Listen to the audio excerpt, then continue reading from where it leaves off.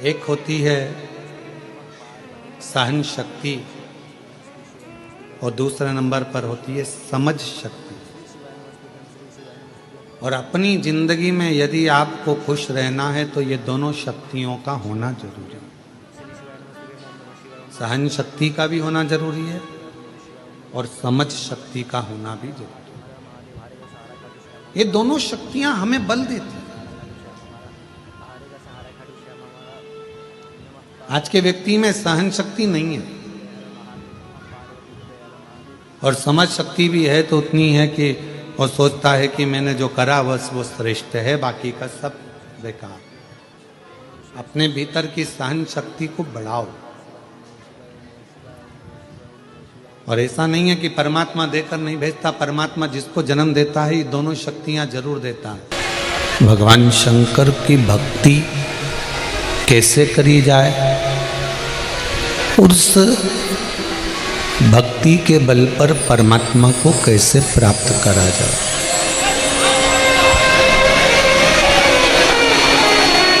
हम उसको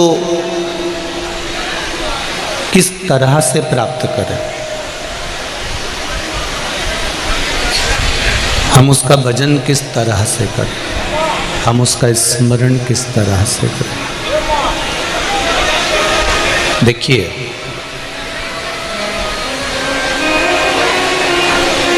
घर में जैसे एक बुजुर्ग रहता है, जितने लोग आस्था चैनल पर सुन रहे हैं, फेसबुक यूट्यूब पर सुन रहे हैं या इस पंडाल में बैठकर सुन रहे हैं, स्मरण करिएगा, घर में जैसे एक बुजुर्ग रहता है और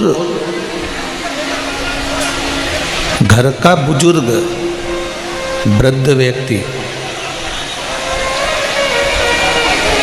आपको कभी दुखी नहीं देख सकता। थोड़ा वायलेंस कम करवा। घर का वृद्ध व्यक्ति, बुजुर्ग व्यक्ति आपको दुखी नहीं देख सकता।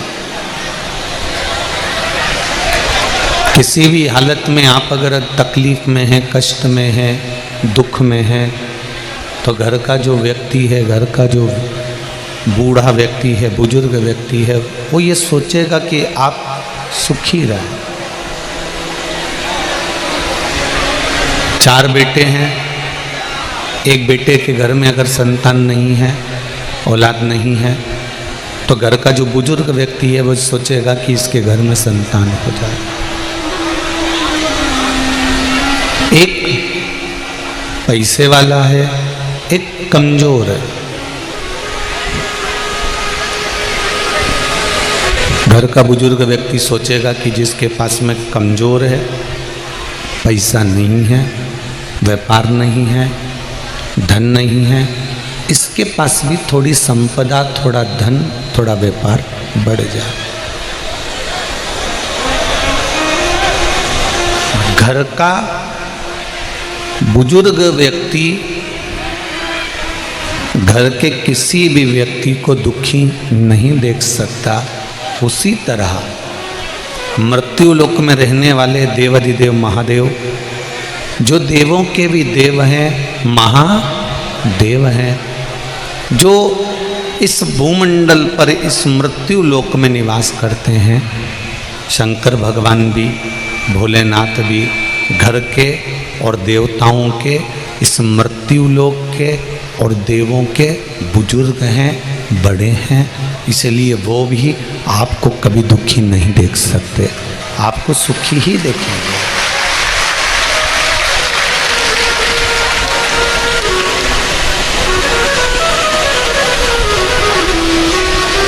मैंने तेरे ही भरोसे, ओ बाबा तेरे ही भरोसे, हवा बिच उड़ती जावांगी, बाबा डोर हटो छठी में कटी जावांगी, भोले मेरी पतंग शंभो में स्वतंत्र हवा बिच उड़ती जावांगी, बाबा डोर हाथों छड़ी में कटी जावांगी। घर का बुजुर्ग घर के किसी व्यक्ति को दुखी नहीं देख सकता, उसी तरह मेरा देव अधिदेव महादेव है, जो देवता हैं उनको भी दुखी नहीं देख सकते, और जो संसार में रहने वाला जलचर हो, थलचर हो, वायुचर हो, मनुष्य हो, इनको भी दुखी नहीं देख सकते, इनको भी दुखी नहीं देख सकते। आप भजन कर रहे हैं, आप स्मरण कर रहे हैं, आप कीर्तन कर रहे हैं, अकेले कर रहे हैं कि सामूहिक में कर रहे हैं। घर में जो शिवलिंग होता है और मंदिर में जो शिवलिंग होता है, इन दोनों में थोड़ा सा अंतर होता है, समझना जरा। ये अशोक सुंदरी शिव महापुराण की कथा भाटापारा में चल रही है छत्तीसगढ़ में। अगर ये निकल गई और आप नहीं समझ पाए तो समझ लेना कि सावन की कथा का कुछ फल अपने को मिला ही नहीं। इसको समझना थोड़ा कि गुरुजी बार बार बोलते हैं कि मंदिर में जाकर जल चढ़ाओ, मंदिर में जाकर पूजन करो, मंदिर में जाकर पशुपति व्रत करो, मंदिर में जाकर आराधना करो, मंदिर में जाकर भगवान शंकर को बेलपत्र चढ़ाकर खाओ, मंदिर में जाकर दुर्वा चढ़ाकर खाओ, मंदिर में जाकर भगवान को जल समर्पित करो। गुरुजी ये क्यों नहीं कहते कि घर में शंकर जी का शिवलिंग है तो उसकी आराधना कर लो, घर में जो शिवलिंग विराजमान है उसका पूजन कर लो, उस पे चढ़ी हुई बेलपत्र खा लो। मंदिर का ही वर्णन क्यों?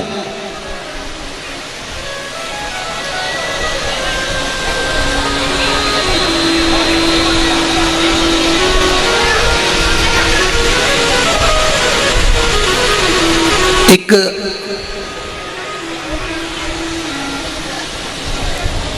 आप ये बेलपत्री भगवान शंकर को चढ़ाएं ना चढ़ाएं,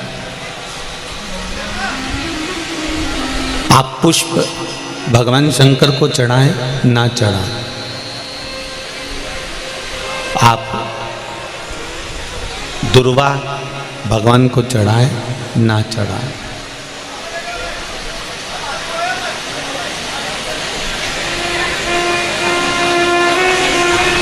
मंदिर में जो शिवलिंग होता है, मंदिर के अंदर जो शंकर भगवान का शिवलिंग होता है वो स्थिर होता है, और घर में जो शिवलिंग है वो स्थिर है क्या? उसको तो तुमने उठाया, उठा के थाली में रखा, स्नान कराया, वापस बिठा दिया।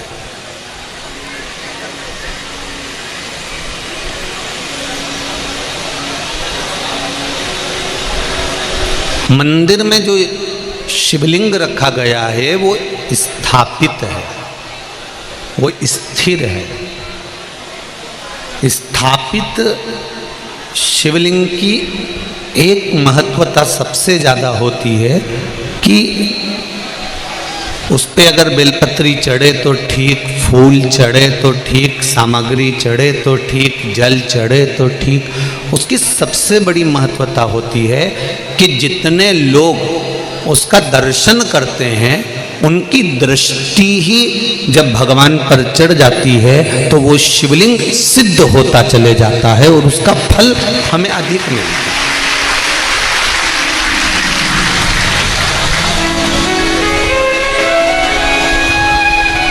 उसका फल हमको अधिकता में प्राप्त होता है। अब घर में जो शिवलिंग है, घर में जो शंकर भगवान का शिवलिंग है छोटा सा, उस पे कितने लोग दर्शन कर रहे हैं? आपने कर लिया, पति ने कर लिया, बच्चों ने कर लिया, या घर में जो सास ससुर हैं, परिवार है, कुटुंब है, उसने दर्शन कर लिया, या आपके कोई मेहमान आ गए, आपके कोई रिश्तेदार आ गए तो उन्होंने दर्शन कर लिया।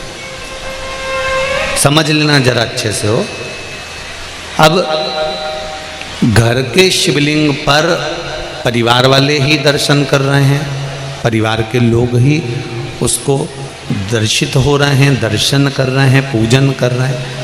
पर मंदिर का जो शिवलिंग होता है, कोई ज़रूरी नहीं है कि सब जाकर बेलपत्र चढ़ाएंगे, सब जाकर फूल चढ़ाएंगे, सब जाकर चावल चढ़ाएंगे या एक लोटा जल सब जाकर चढ़ाएंगे। अगर मंदिर का दरवाज़ा खुला हुआ है और मंदिर के बाहर से भी कोई निकल कर जा रहा है, मंदिर उसको मालूम है कि यहाँ मंदिर है और उसकी ये मुख, उसका ये चेहरा मंदिर की ओर भी मुड़ गया। भले गाड़ी चढ़ा रहा था, गाड़ी चलते हुए जा रही थी, भले उसको शिवलिंग दिखा ना दिखा, पर उसका चेहरा मंदिर की ओर मुड़ा तो उसकी दृष्टि का प्रसाद भगवान को चढ़ चुका था, भगवान उसको स्वीकार कर चुका।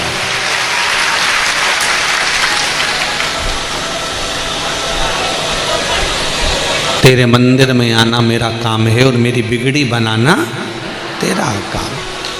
आप उसके सामने से निकले,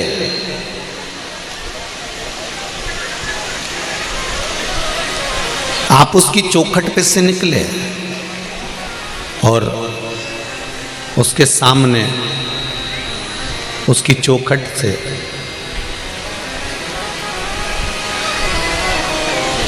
जब आप निकले तो मात्र आपका मुख घूमा और उसने आपकी भक्ति को स्वीकार कर लिया।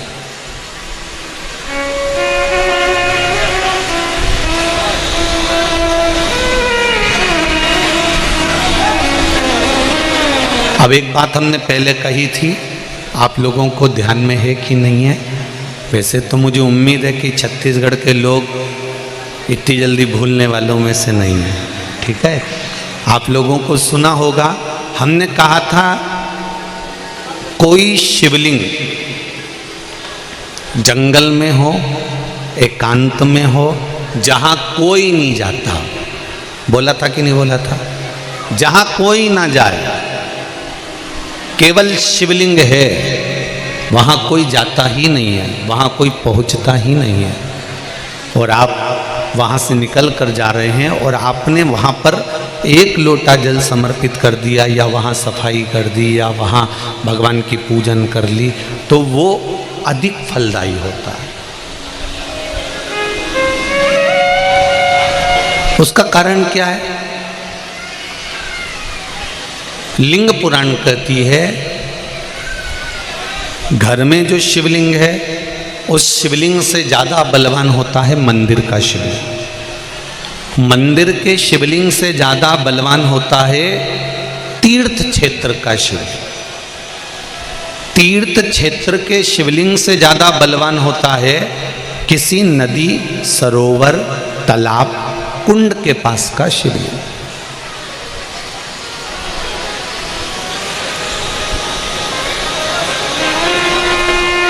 नदी, तालाब, कुंड के पास के शिवलिंग से ज़्यादा बलवान होता है वन में, एकांत में, जंगल में, पहाड़ पर्वत पर, कोई शहर से दूरी पर, गुप्त स्थान पर कोई शिवलिंग है, वो बलवान होता है। अब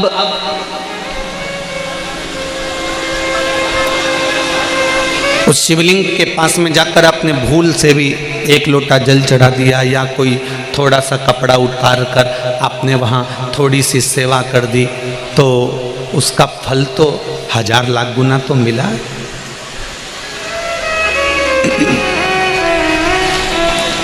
महाभारत की एक कथा है,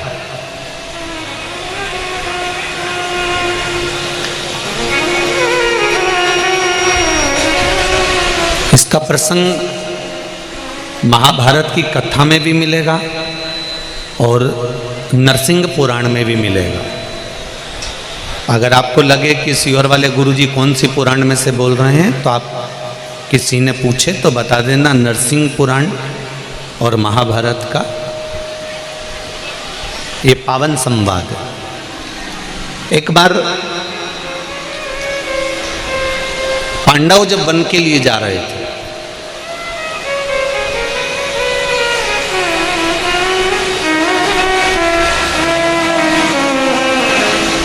और पांडव जब वन के लिए जा रहे हैं, पांडव वन की ओर प्रवेश कर रहे हैं, कुछ दिन पांडवों को वन में घूमते घूमते निकल गए।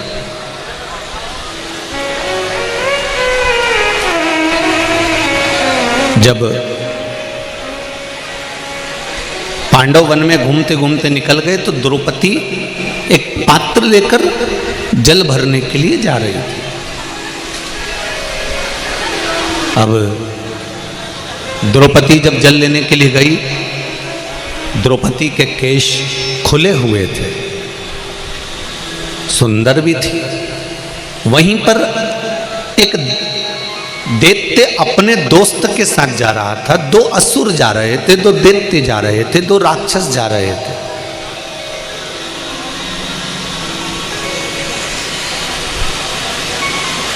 उसमें एक दैत्य जो मूल था उसका नाम था बहुरोमा।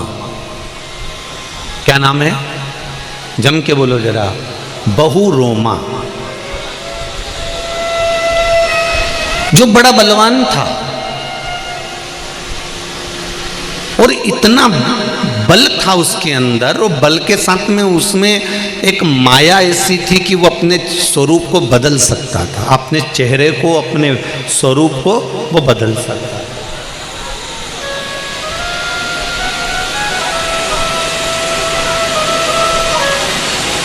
बहुरोमा ने देखा कि द्रौपदी बड़ी सुंदर है, इसको अपना बनाना चाहिए। तो बहुरोमा ने उसी समय पर चाल चली और ऋषियों का रूप रख लिया। और ऋषियों का रूप रखकर वो दोनों दैत्य, दोनों असुर पांडवों के पास पहुंच गए।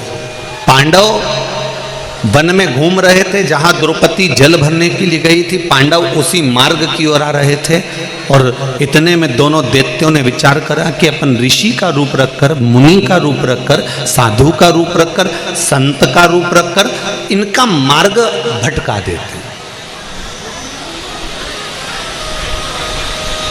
बहुत अच्छे से समझना, दुनिया में कई आपको ऐसे मिलेंगे जो अंदर से तो असुर हैं, राक्षस प्रवृत्ति उनके अंदर भरी है, पर बाहर से उनका जो स्वरूप है वो मुनि का बनाए हुए हैं, वो तपस्वी का बनाए हुए, वो साधु का बनाए हुए।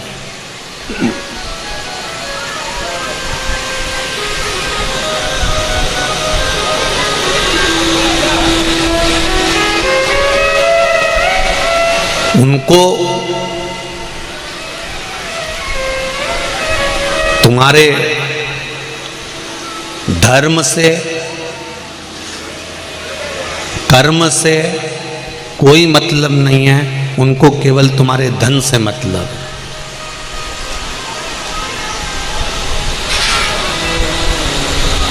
छत्तीसगढ़ में, महाराष्ट्र में, राजस्थान में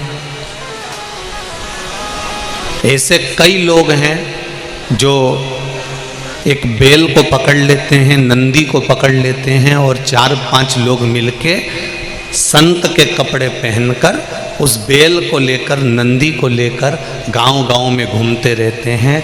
उनको धर्म से नहीं मतलब है,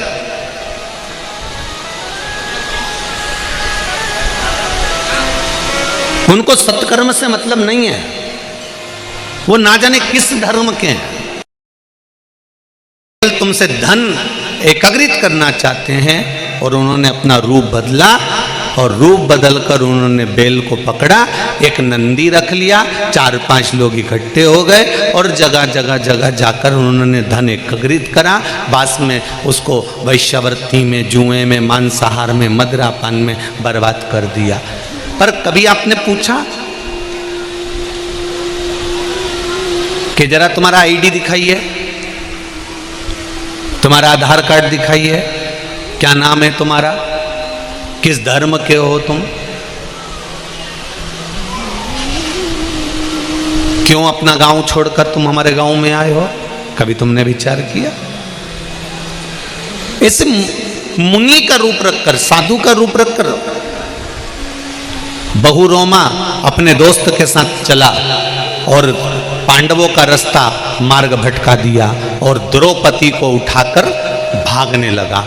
एक मित्र ने देखा कि पीछे से अर्जुन को मालूम पड़ गया और अर्जुन तुरंत द्रौपदी को लेने आ रहा है, तो मित्र तो साथ छोड़कर भाग गया, बहुरोमा पकड़ाई में आ गया।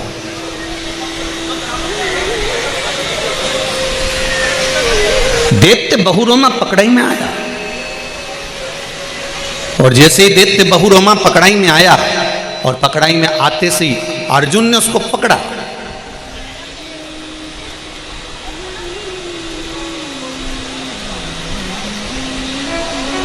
पकड़ते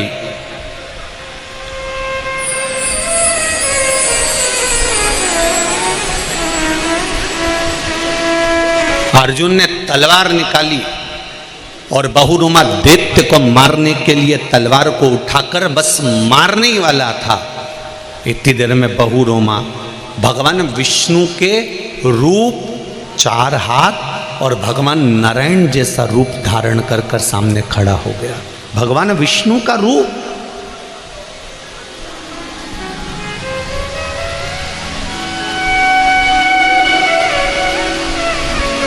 चार हाथ। अर्जुन, नकुल, सहदेव, भीम, युधिष्ठिर सबने पूछा तुम कौन हो? तुमने तो भगवान विष्णु का रूप रख लिया, भगवान नारायण का रूप रख लिया, बड़े सुंदर दिख रहे हो, बैकुंठ अधिपति जैसे दिख रहे हो, भगवान विष्णु का रूप तुमने रख लिया, तुम कौन हो? भगवान विष्णु हो? उसने कहा नहीं, मैं भगवान विष्णु नहीं, मैं भगवान विष्णु नहीं हूं। तो तुम हो कौन? उसने कहा मैं एक, मेरे पूर्व समय की 2 कथाएं, एक मैं राजा बना और दूसरा मैं बहुरोमा दैत्य बना, इसकी 2 कथाएं मैं आपको सुनाना चाहता हूं। अर्जुन ने कहा बोलो क्या बताना चाहते हो? महाराज,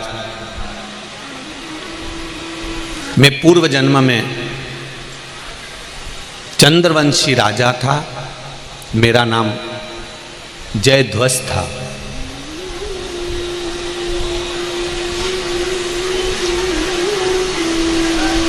मेरा नाम जयध्वज, चंद्रवंशी राजा था मैं, और मेरा नाम जयध्वज था।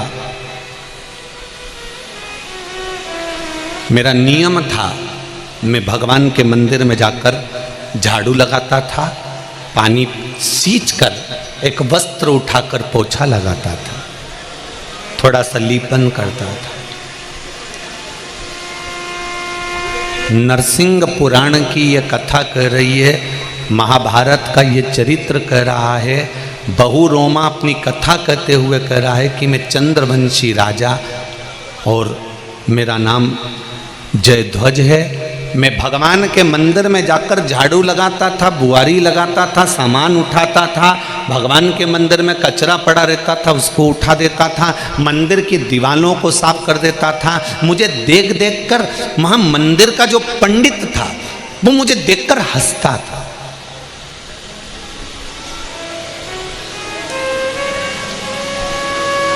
पंडित को हंसी इस बात की आती थी कि बताओ हमारे नगर का राजा आता है और झाड़ू लगा के जाता है। हमारे नगर का राजा चाहे तो एक नौकर लगा दे, एक नौकर को भेज दे, एक सेवक को भेज दे, एक सेविका को भेज दे, पर नगर का राजा, नगर का एक राज घराने का राजकुमार राजा आए और झाड़ू लगाए, गाय के गोबर से लीपन करके जाए, दिवाले पोंछ कर जाए, ये बड़ा विचित्र संवाद।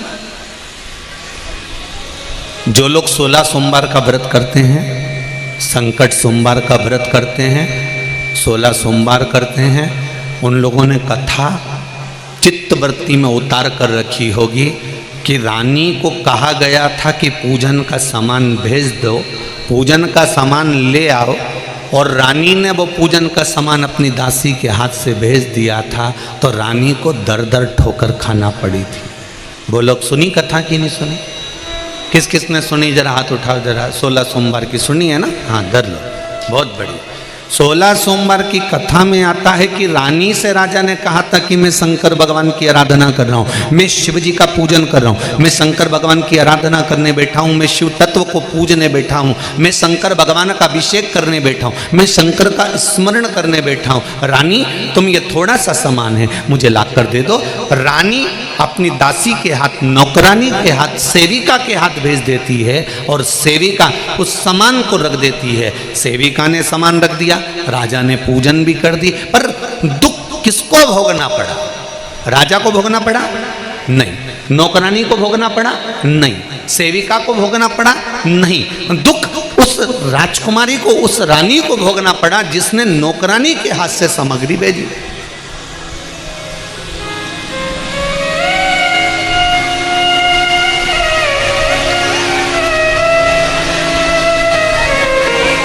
कई माताएं कहती हैं गुरुजी हमारे पाँव में तकलीफ है, हमारी कमर में तकलीफ है। हमने कहा बेलपत्री खाओ। हम मंदिर तक नहीं जा सकते गुरुजी, बहुत तकलीफ है।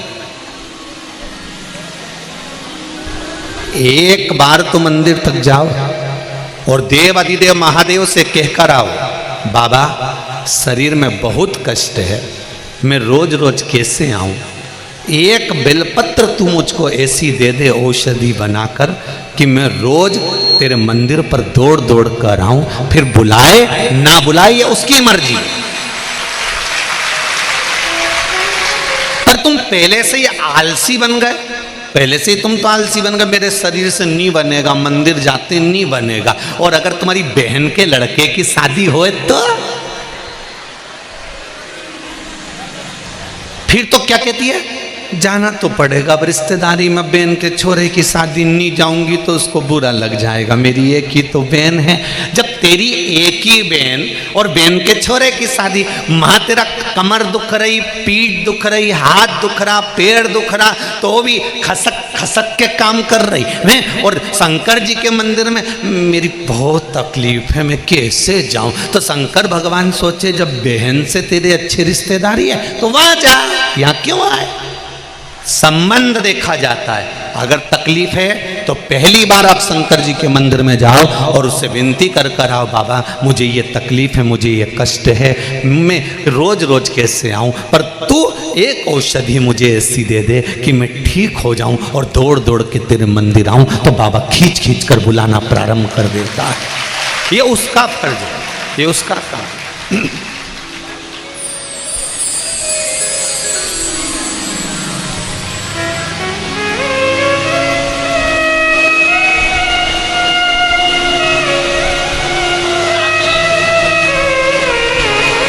तेरे मंदिर में आना मेरा काम है और मेरी बिगड़ी बनाना तेरा काम है। बहुरोमा कह रहा है कि मैं चंद्रवंशी राजा जयध्वज हूँ। मंदिर में झाड़ू लगाता था, पोछा लगाता था, सफाई करता था। पंडित जी मुझे देखकर हंसते थे, मुझसे कहते थे महाराज आप क्यों झाड़ू लगाते हो, क्यों पोछा लगाते हो, किस लिए लगा रहे हो, क्यों लगा? आप लोग लगाते हो मंदिर में जाके? बोलो तो जम के, लगाते हो? मंदिर में जाओ शंकर जी के तो जितनी गंदगी पड़ी हो, कुछ सामान ममान पड़ा हो तो उसको उठाकर साफ करके रख दो। तांबे के लोटे रखे हैं, घर से थोड़ा सा पाउडर लेकर जाओ, उसको मांझ कर धोकर रख दो। आपने तांबे के बर्तन को साफ कर कर रख दिया, कोई आया उसने उठाकर जल चढ़ाया, आपके द्वारा साफ किए बर्तन से अगर कोई जल चढ़ाएगा, जब तक वो लोटा फिर से काला नहीं होगा तब तक जल चढ़ेगा, तब तक तुम्हारे हिस्से में आएगा। साफ कर दो।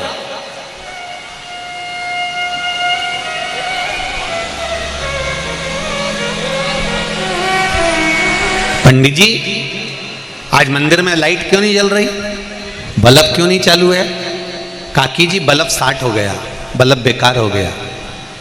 पूजन बाद में करना। पूजन में अगर रोज 1 रुपये चढ़ाती थी तो 10 रुपये एक साथ ले और बाजार से एक बल्ब ला करके पंडित जी चढ़ो ऊपर और बल्ब टांग दीजिए, उजाला हो जाएगा। जब तक उस बल्ब का प्रकाश उस मंदिर में हो रहा है तब तक तेरे घर के प्रकाश को कभी कोई बंद नहीं कर सकता। ये निश्चित। हमें दिखावा नहीं करना है भगवान के लिए। कोई हमसे कहेगा तो हम बल्ब लगाएंगे, कोई हमसे कहेगा तो हम मंदिर की पुताई करवाएंगे, कोई हमसे कहेगा तो हम फर्श लगवाएंगे, कोई हमसे कहेगा तो हम ये काम करेंगे। कहोगे तो करेंगे, तो फिर कहोगे करेंगे तो तुम नौकर वो चाकर वाला काम हो गया। दिल से करो जिससे लगे कि महादेव का मंदिर में कोई सेठ नहीं है, महादेव का मंदिर मेरा है और मैं महादेव का हूं, मैं यहां पर आया हूं अपना समझ कर आया। आप सेवा का भाव लाओ तो।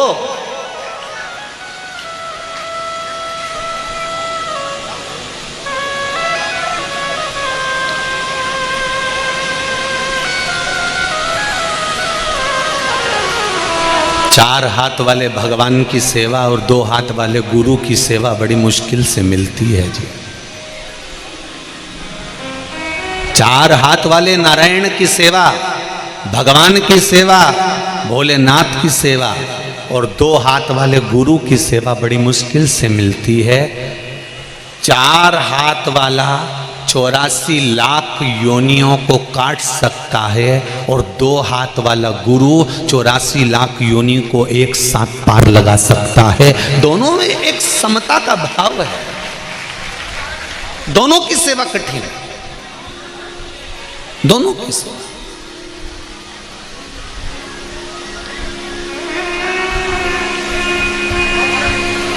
बड़ी कठिन, बड़ा कठिन प्रसंग।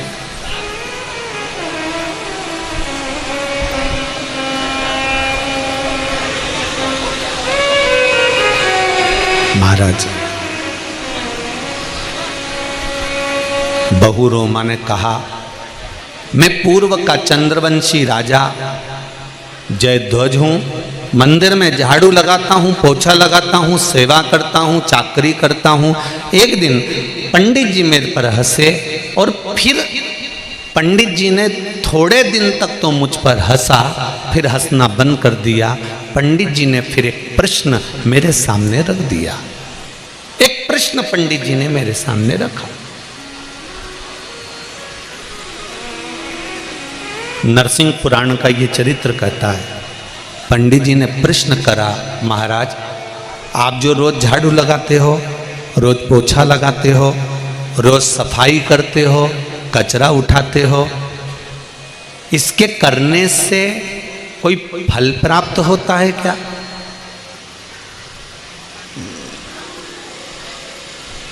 इसके करने से कोई इच्छा की पूर्ति होती है क्या? इसके करने से कुछ हमें मिलता है क्या? तब उसी समय पर राजा जयध्वज ने कहा, ब्राह्मण देवता, इस झाड़ू को लगाने से, इस पोछे को लगाने से, इस सफाई को करने से, इस कचरे को उठाने से क्या फल मिला? मैं आपको बताना चाहता हूं ब्राह्मण देवता। मैं पहले रेवत ब्राह्मण था। ब्राह्मणों में भी एक ब्राह्मण ऐसा होता है जिस ब्राह्मण को पूजन का अधिकार, कहीं कर्मकांड करने का अधिकार, यज्ञ कराने का अधिकार, पूजन करने का अधिकार, अनुष्ठान करने का अधिकार नहीं होता। पूर्व समय में मैं रेवत ब्राह्मण था। पंडित जी, मैं रेवत ब्राह्मण, पर मैंने यज्ञ भी करा, मैंने अनुष्ठान भी करा, मैंने जजमानों के घर पर जाकर भोजन ग्रहण भी करा, मैंने खूब अपने दम पर, अपने बल पर मैंने खूब यज्ञ अनुष्ठान करे। अगर कोई मेरे पर उंगली उठाता था, मैं उस पर भी अपशब्द कहता था। पूर्व समय में मैं रेवत ब्राह्मण था। मैं यज्ञ करता, कर्मकांड करता, पूजन करता। मुझसे लोग कहते कि तुम यज्ञ मत करो, तुम अनुष्ठान मत करो, क्योंकि तुम रेवत हो, तुम्हें ये करना नहीं चाहिए, तुम्हें तो वानप्रस्थ जीवन जीकर या किसी मंदिर में केवल सेवा चाकरी करना चाहिए। मंदिर का द्वार खोलना, मंदिर में भगवान का पूजन आदि कर लेना, ये तुम्हारा कर्म हो सकता है। भिक्षा मांगकर खा लेना, ये तुम्हारा कर्म हो सकता है। भिक्षाटन करना, ये तुम्हारा कर्म हो सकता है। 7 घर 8 घर की भिक्षा को इकट्ठा कर कर तुम अपने परिवार का भरण पोषण कर सकते हो, ये तुम कर सकते हो। पर तुम कर्मकांड करो, तुम यज्ञ कराओ, तुम अनुष्ठान कराओ, ये ठीक नहीं है। पंडितों ने मुझे समझाया पर मैं नहीं माना। बहुत मेरा बल था, मैं मानता नहीं था, और मैं बहुत वैश्यावृत्ति भी करता था, जुआ भी खेलता था और गलत काम भी करता था। जिनके यहाँ मैं यज्ञ कराने जाता था, अनुष्ठान करने जाता था, वहां से थोड़ा ना थोड़ा सामान अधिकता में लेकर आ जाता था। अपने परिवार के लिए बहुत मेहनत किया। एक बार मैं पूजन करा कर आ रहा था और पूजन करा कर आते आते रास्ते में एक सुंदर ब्राह्मणी दिखी।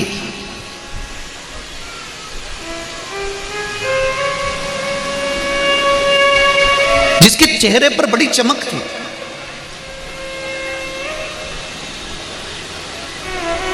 बड़ी सुंदर थी वो। उस ब्राह्मणी को देखा मैंने तो मेरे भीतर काम जाग गया, और काम जागा तो मैंने सब पूजन का सामान मेरे साथ में था। मैंने ब्राह्मणी का हाथ पकड़ा और उसको एक खंडेरे की ओर, टूटे हुए मंदिर की ओर ले गया। मुझे नहीं मालूम था कि ये टूटा हुआ मंदिर है। मैंने खंडेरा जानकर, एकांत जानकर ब्राह्मणी को उस कक्ष की ओर, रात्रि का समय था, उस ब्राह्मणी को खींचकर मैं उस खंडेरे की ओर ले गया। उस वीरान खंडेरे में मैं पहुंच गया। मैंने उस ब्राह्मणी को देखा और कामुक्त होकर मैंने अपने वस्त्र को उतारा और बैठने के लिए उस ब्राह्मणी को वहां बिठाने के लिए उस भूमि को मैं साफ करने लगा अपने कपड़ों से। जब मैंने देखा कि अंधेरा बहुत है, पूजन के सामान में थोड़ा सा कपास रखा था, थोड़ा सा घी रखा था, मैंने निकालकर बाती को जला दिया। मंदिर में एक दिया रखा। वहीं से नगर का एक सिपाही जा रहा था। उस सिपाही ने देखा कि इस खंडेरे में आज तक कोई ने दिया नहीं जलाया, रात्रि को प्रकाश कैसे हो रहा है? रात्रि को प्रकाश कैसा है? इस खंडेरे में किसने दिया लगा दिया? इस खंडेरे में दीप किसने लगाया है? और वो सिपाही उस खंडेरे के अंदर प्रवेश कर गया। प्रवेश करते से उसने मुझे उस ब्राह्मणी के देखा, ब्राह्मण की पत्नी के साथ में, ब्राह्मणी के साथ में। देखते ही उसने सोचा कि ये जरूर दूसरे राज्य का गुप्तचर है, यहाँ छुप कर बैठा है। इस खंडेरे में तो कोई आता नहीं है, इस टूटे हुए भवन में तो कोई आता नहीं है, और इसका वध उस सैनिक ने वहीं की वहीं कर दिया। ब्राह्मण की पत्नी को छुड़ाकर घर भेज दिया। ये वहां मर गया, प्राण छूट गए। प्राण छूटते से ही उसी समय पर इसका जो स्वरूप था वो भगवान के स्वरूप जैसा बन गया और बैकुंठ की ओर चला गया। जैसे ही बैकुंठ के दरवाजे पर पहुंचा तो पहुंचते से ही बैकुंठ के द्वारपालों ने पूछा कि ये बैकुंठ कैसे आ गया? ये तो वो पापी जीव है जिसने पाप पर पाप करा है। इसने ऐसा कौन सा पाप है जो नहीं करा हो? वैश्यावृत्ति इसने करी, जुआ इसने खेरा, मदिरापान इसने करा, सारे दुनिया के काम करे। रेवत ब्राह्मण होकर भी कर्म को बेकार कर गया। ये इसको तो नरक भोगना चाहिए था, तो फिर ये बैकुंठ के दरवाजे पर कैसे आ सकता है?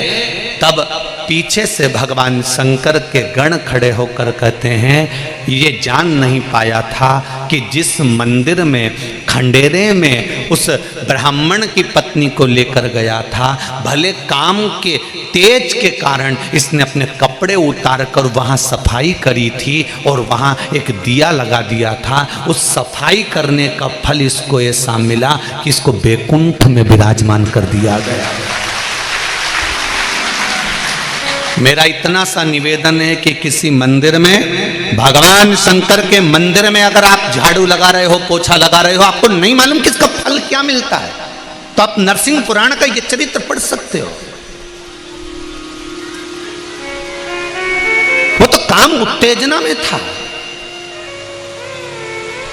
उसने तो उस स्त्री के साथ में गलत कार्य करने के लिए वस्त्रों को उतारा था, पर उन वस्त्रों का भी प्रयोग उसने जमीन को साफ करने में कर दिया। उसको नहीं मालूम कि ये शिव का मंदिर है, उसको नहीं मालूम कि भगवान का मंदिर है, उसको नहीं मालूम कि नारायण का मंदिर है। वो तो काम में इतना डूबा हुआ था कि उसको वो स्त्री दिख रही थी, वो नारी दिख रही थी, उसकी सुंदरता दिख रही थी। उसको नहीं मालूम कि इस खंडेरे में शंकर भगवान बैठे हैं, उसको नहीं मालूम कि इस जगह पर शिव जी बैठे हैं, उसको नहीं मालूम कि शंकर का शिवलिंग अंदर है कि नहीं है। बस उसने वस्त्र उतारा और उस वस्त्र से सफाई करी बैठने के लिए और एक दिया लगा दिया, उसका फल ये मिला। फिर पांडवों ने पूछा कि तुम बैकुंठ चले गए तो फिर ये बहुरोमा नाम के राक्षस दैत्य कैसे बन गए? तो कहा मैं बैकुंठ तो चले गया सफाई कर कर भगवान के मंदिर में, पर मेरे भीतर अहंकार भरा रहा। एक बार देव ऋषि नारद निकल कर जा रहे थे और मैंने उनको देखकर हंस दिया, हंसा तो उन्होंने मुझको राक्षस होने का श्राप दे दिया। मैंने उनके चरण पकड़े तो संत का स्वभाव था, उन्होंने मुझे वर दे दिया, जिस दिन तू द्रौपदी का हाथ पकड़कर खींच कर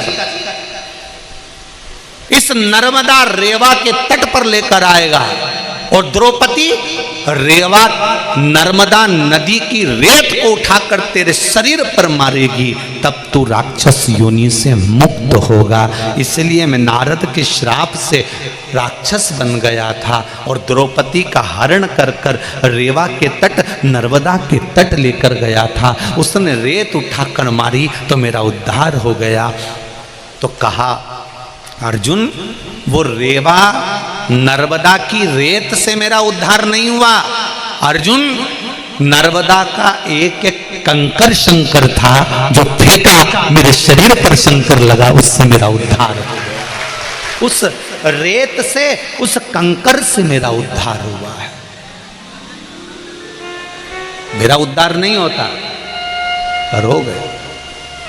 आप लोग यहां कथा सुनने के लिए आते हो, जो टीवी पर सुन रहे हैं आस्था चैनल पर वो सुन रहे हैं, जो फेसबुक यूट्यूब पर सुन रहे हैं वो सुन रहे हैं, पर जितने लोग कथा पंडाल में आ रहे हैं, कभी जिंदगी में मौका मिले और आपके पास में 100 किलोमीटर, 150 किलोमीटर, 200 किलोमीटर, 300 किलोमीटर के दायरे में कहीं कथा सुनने शिव महापुराण की मिल जाए तो 2 क्षण के लिए 10 दिन नहीं जाओ, 7 दिन नहीं जाओ, 5 दिन नहीं जाओ, तो 1 दिन जाकर उस भूमि को प्रणाम जरूर करना, क्योंकि इतने भक्त जब आते हैं तो उनके चरण जिस भूमि पर पड़ते हैं, वहां की रज, वहां की मिट्टी, वहां का जल, वहां का थोड़ा सा कीचड़ भी अगर हमारे शरीर को, इस वस्त्र को लग गया तो ना जाने हमारी कितनी पीढ़ी को पार उतार सकता है। उस रज की महत्वता को पहचान, उस रज की मूलता को।